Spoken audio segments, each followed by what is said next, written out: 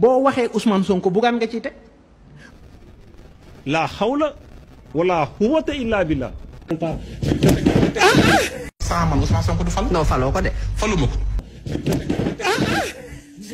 yéen mu sell mi di garaaw na waaye nag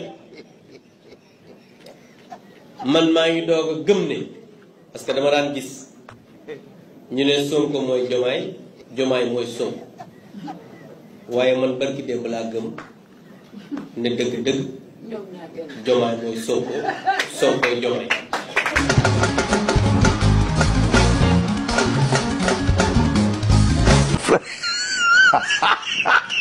yéen mu sell mi di garaaw na man dinaa baare oto Diomaye. Barthélémy Dias say wax ak yéen xam ngeen ma ndaanaan bi mooy wax ak yéen.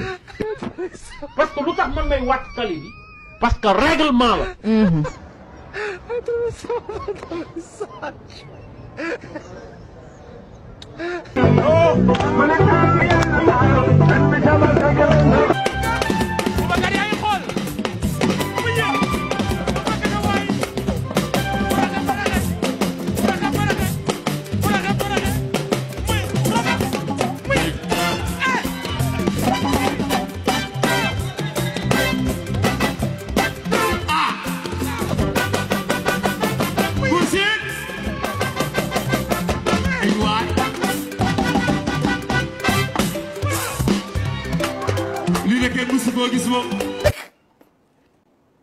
boo waxee Ousmane Sonko bugaan nga ci teg.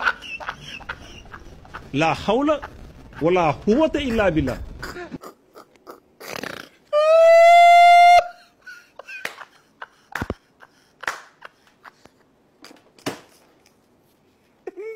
Viewers, apologize. I'm continue.